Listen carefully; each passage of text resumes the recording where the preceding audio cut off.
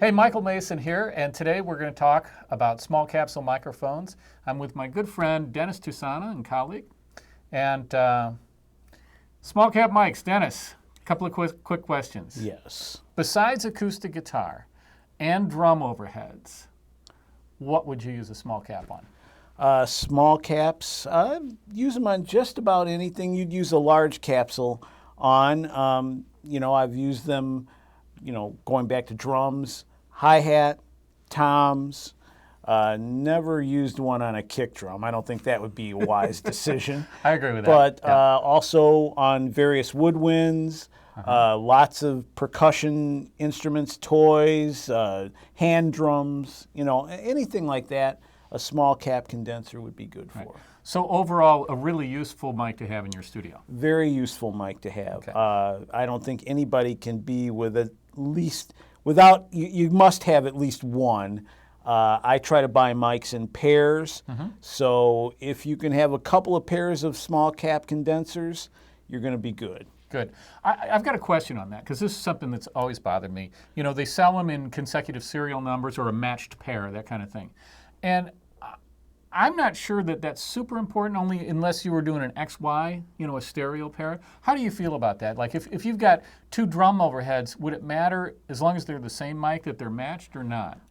These days, I really don't think that makes a whole lot of difference. I mean, if you're very picky, you might want to say, well, I need consecutive serial numbers. But because nothing is handmade these days, I think that, since everything is made by a machine and the tolerances are so tight, I think you're going to be fine. Completely agree. Yeah. So let's get into the mics that we're going to talk about here. First up is this Shure SM81, which I'm going to say is probably the most readily available small cap condenser mic anywhere. This will be in any recording studio. It's going to be in most church mic lockers, most school mic lockers, probably a lot of home studios. And, a lot of bang for the buck. It's kind of the SM57 of small caps. The reason I wanted to bring this one out is that I think it holds its own in this test really well. The second one is this Shure KSM 141. So this is a cool mic because it is both, it can be Omni and it can be cardioid. Have you ever used one of these in Omni?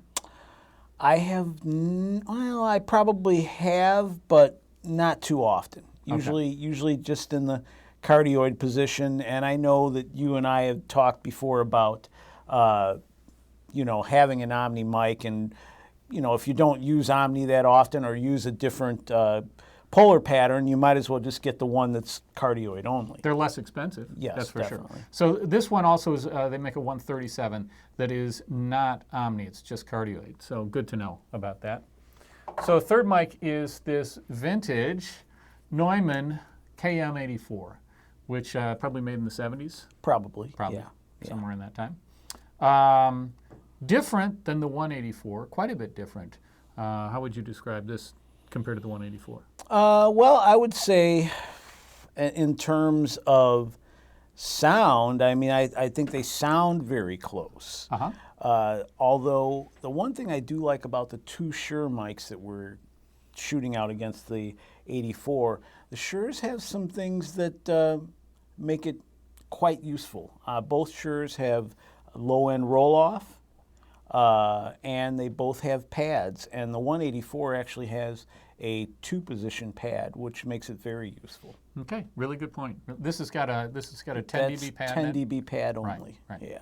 And so finally, this is kind of a lucky strike extra. I'm throwing this in. This is a Sennheiser 416 shotgun mic. And the only reason I'm bringing this up is that I think every studio, even home studios, should have at least one shotgun mic. Very useful. It's great for doing live recording. Put this on a cello and you can have the floor monitors blasting away and this will just go right in on the cello and hear it completely well. It's a really cool mic. I'm not sure what it's going to sound like on acoustic guitar. Might be too bright. Also, it's a wonderful voiceover mic. Pretty much the standard for doing voiceovers. And let's go back over these. So this is about a $400 mic, right? $400 mic. The vintage Neumann is about Probably 1,000 to 1,200. 1,000 to 1,200. Yeah, somewhere in there. And the 416 about 800. Yeah. 6 to sounds about 800. right.